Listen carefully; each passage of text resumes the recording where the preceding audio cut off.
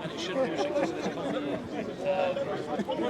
I personally had one at birth.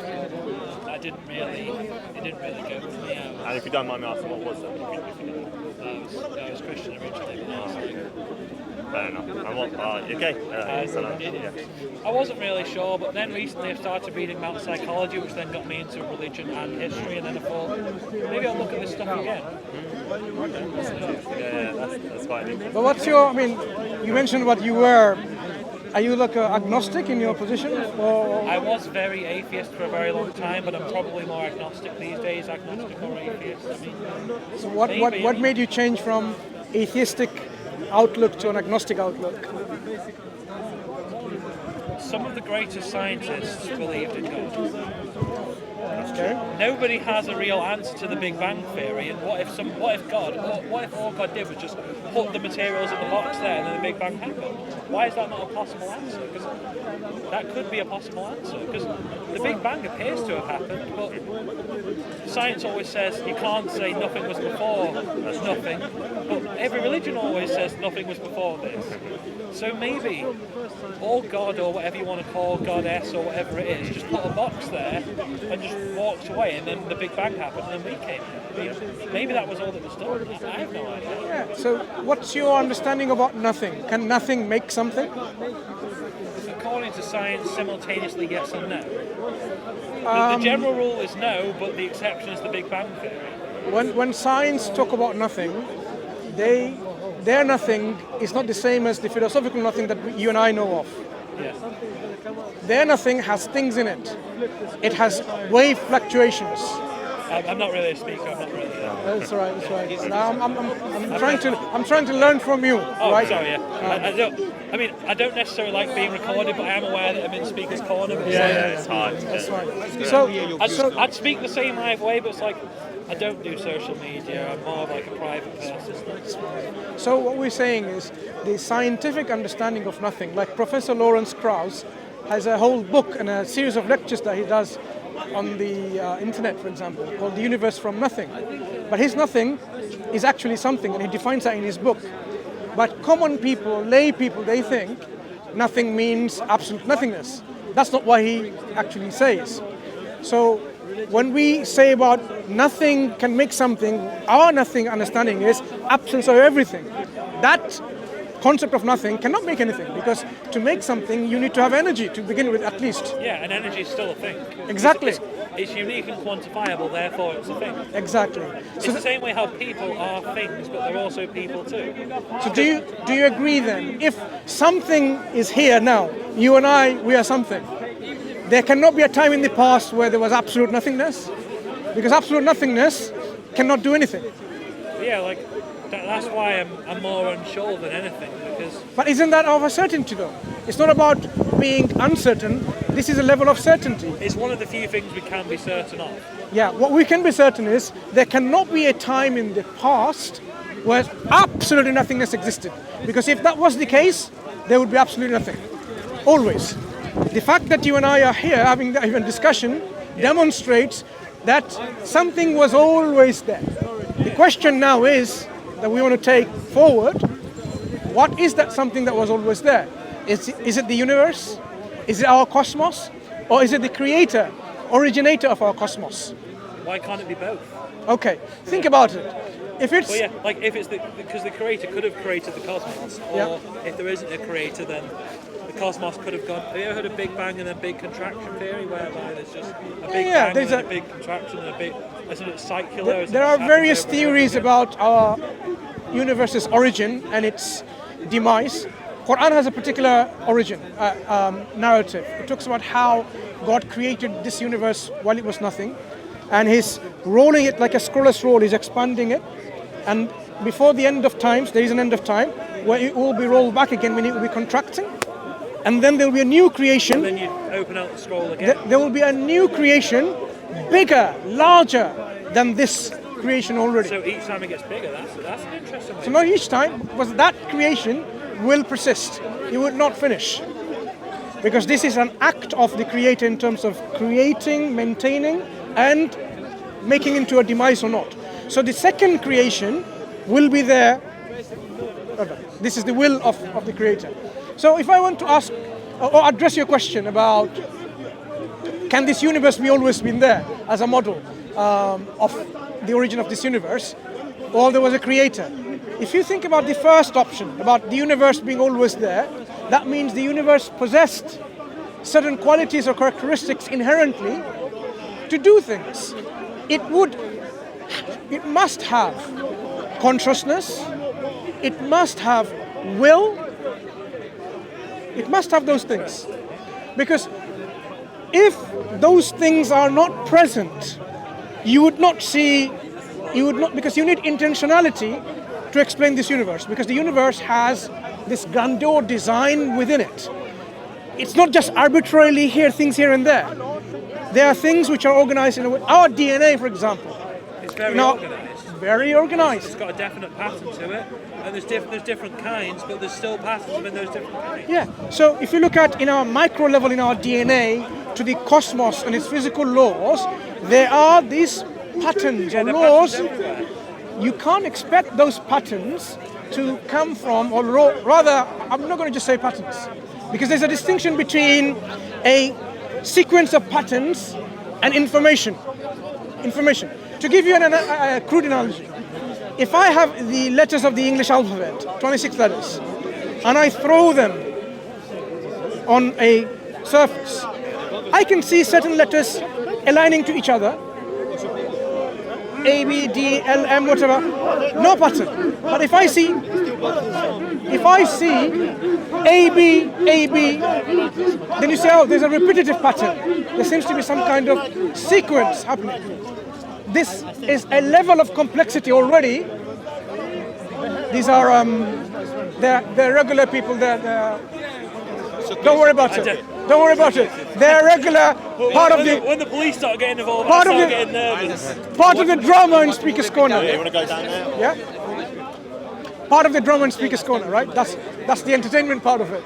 So, if I see then CAT and then LMZXY CAT, you say, oh, there seems to be the word cat being spelled here.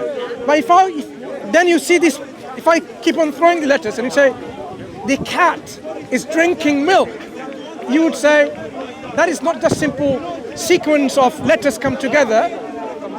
Should we just go to one side? Because it's not really helping us to...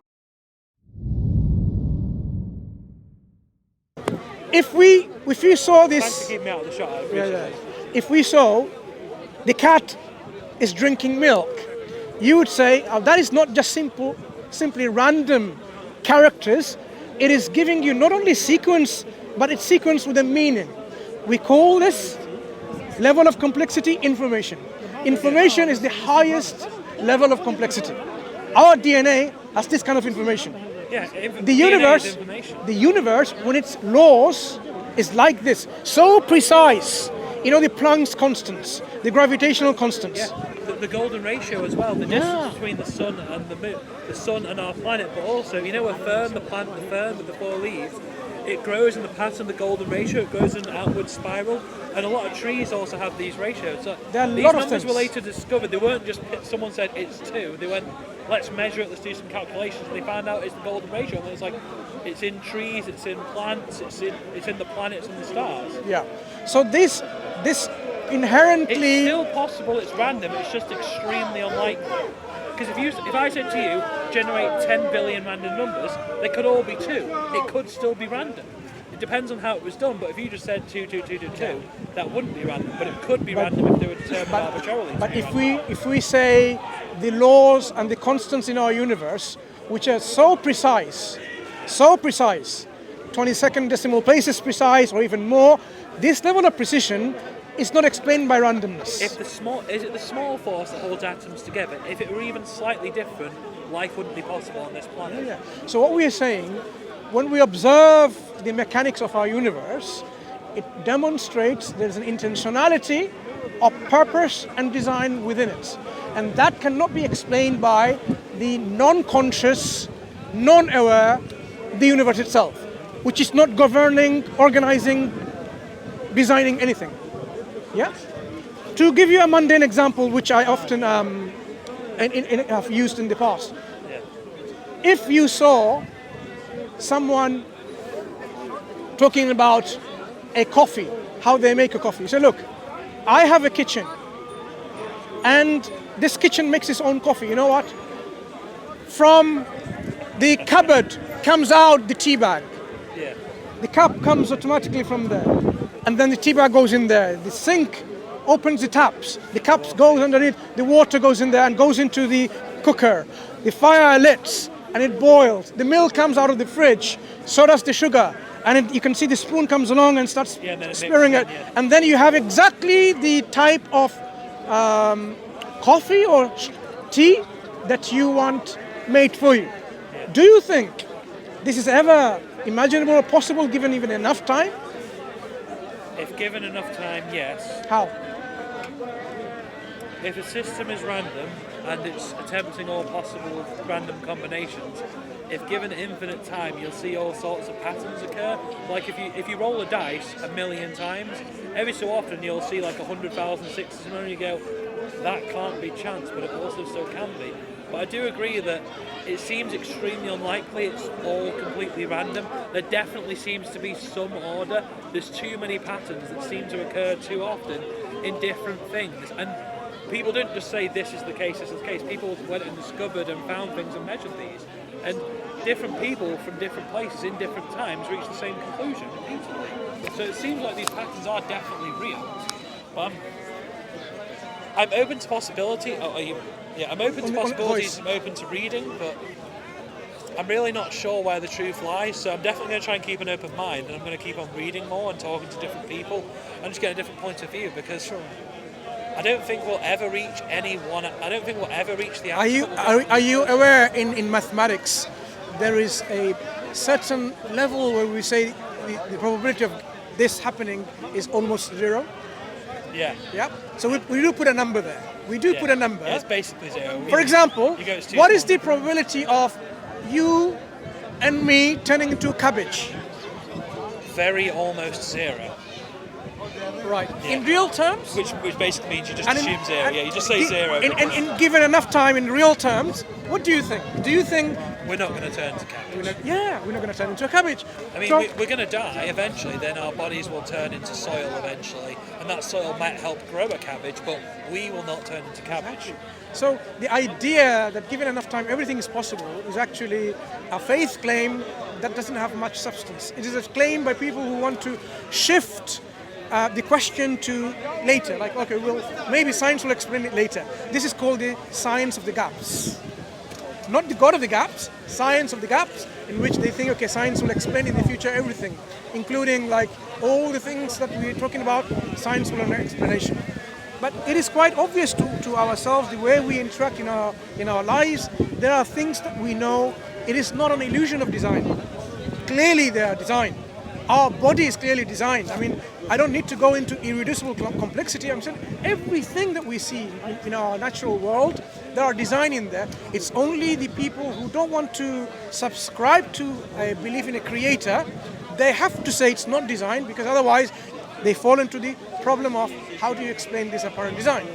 That's why they call it illusion. Plenty of scientists are religious. Science and religion is not necessarily mutually exclusive. I'm glad to hear that from you. Scientists can be religious, and religious people can believe in science. Yeah. And science has explained a lot of things.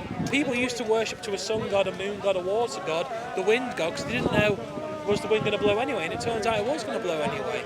But we can explain a lot more than we could 1,000 years ago, or 10,000 years ago, or even 50 years ago. Science keeps on discovering new patterns all the time, and people keep on inventing new things. Absolutely. I don't think we'll never reach absolute knowledge, though. We'll never know absolutely everything. It's more of a pursuit than an end goal. So this is why we need to understand that there are levels or avenues of knowledge that can give us certainty. We can acquire knowledge through various means. Scientific experimentation, observation and making these deductions from there, and then eventually inferences, one way of learning. But there are other things we can learn without scientific investigation. In fact, science gives us truth itself is not based on any scientific experimentation. This is a metaphysical claim, and we accept that. So there are things. I've read Jonathan Haidt's book on the subject. So yeah. So have you read that one as well? Not this particular book. There are metaphysical claims, so that means there are other level areas or avenues where we can attain knowledge and certainty from. One of them is the revelation from our Creator, which people don't really want to ponder upon deeply. But when we discuss as Muslims, we say, look, we have been, blessed by our Creator, being merciful to us, that He sends revelation in the form of guidance and proof along with it for that guidance, so that we don't have to. So that we don't have to. Oh, thank you for that, yeah. So that we don't have to, live ourselves in this uncertainty, because we need the certainty that will give us tranquility in our life, so we can live our life with this comfort and understanding that yes, I'm not just floating around a piece of material and end up in a piece of material when I die and that's it. There seems to be some greater purpose of my creation. So Quran is such a book that gives us that particular answer to those questions to do with our existential questions. Where did we come from? What are we doing here? What is our purpose of life in this reality? And where are we going to go? Because it is really, I would say, irresponsible for people to say that once we die and that's it. Because all of that, are you seeing, this is all nihilistic at the end of the day? That means all you do in this life is meaningless. There's no purpose for just consume, sleep, consume, and then die, and then nothing. No. Yeah. So, as someone who's a good person who we have so much potential. We've got potential to do evil and good, but you'd like to think more people would do more good than evil. Consider a person who's so righteous, so good, charitable, generous, kind, merciful, truthful, reliable, honest, always helping, and so on, right? Compassionate, you name it, the ideal person. Like Prophet Muhammad sallallahu alaihi wasallam, if you look at his character. And consider another person who cheats, who robs, who kills, who plunders, who massacres, who rapes, who exterminates, who commits genocide. And both of them, they die and the worm comes and eats, and their end is the same. Does that make any sense? Where is the justice? It does make sense, but that doesn't necessarily sound just. I mean, if it's not just, how would it make sense? Because there seems to be something lacking in this scenario. Justice has been violated. Justice has not been served. Justice has not been served. Because someone who's done all these wicked things has got away without justice being served. Justice alone. Are you suggesting that after the mortal realm, that's when if the justice wasn't done in the mortal realm, it would be done in the immortal realm afterwards? This is one of the rational reason or an argument for an afterlife, for a life after death. Because you have to have. How can people who are so evil get away with doing all the evil things and hurting so many people, and then have the exact same thing happen to the person who did all the opposite of those things instead?